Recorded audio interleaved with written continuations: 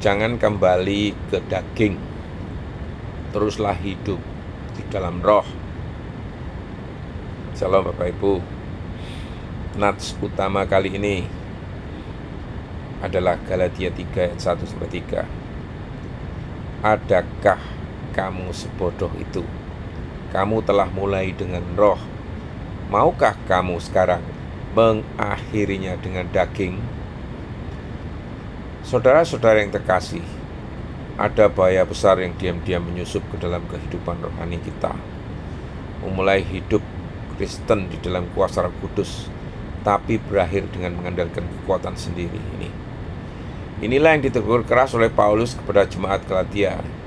Mereka sudah menerima Injil yang benar, Kristus yang disalibkan, tapi sekarang mereka berbalik pada hukum Taurat dan usaha manusia sebagai dasar kehidupan iman mereka ini. Kita diselamatkan oleh roh, bukan oleh daging. Adakah kamu telah menerima roh karena melahirkan hukum Taurat atau karena percaya kepada pemberitaan Injil? Paulus mengingatkan Roh Kudus hadir karena mereka percaya, bukan karena usaha manusia. Ini adalah fondasi iman Kristen kita ya. Kita diselamatkan oleh anugerah, bukan oleh kebaikan kita. Ilustrasinya begini.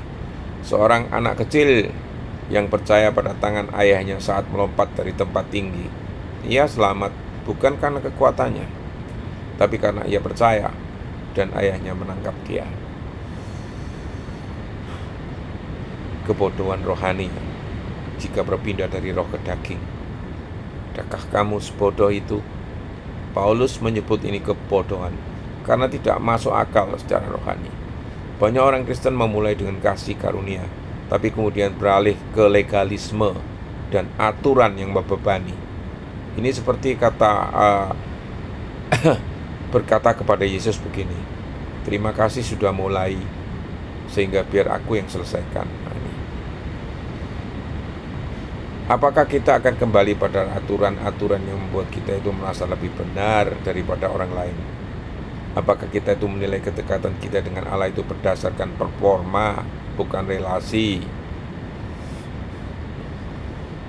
Jadi Bapak Ibu, teruslah hidup dan bertumbuh di dalam Roh Kudus. Ia yang memberikan roh kepada kamu dan yang melahirkan mujizat di antara kamu. Allah bekerja di antara kita melalui rohnya, bukan karena kita melakukan ritual tertentu, tetapi karena kita percaya dan hidup di dalam kasih karunia ini.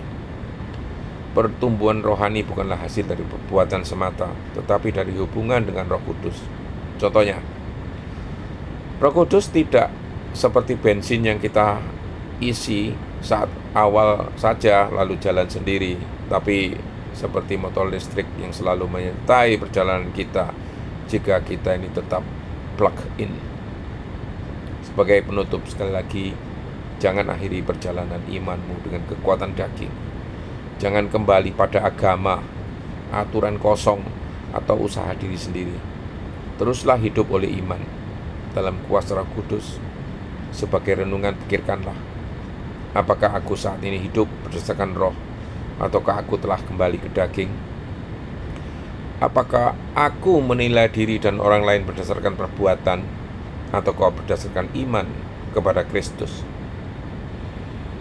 Tuhan, ampuni aku jika aku mulai percaya pada kekuatan sendiri. Pulihkan aku untuk kembali hidup oleh roh-Mu dalam iman dan kasih karunia. Jangan biarkan aku kembali kepada perbudakan.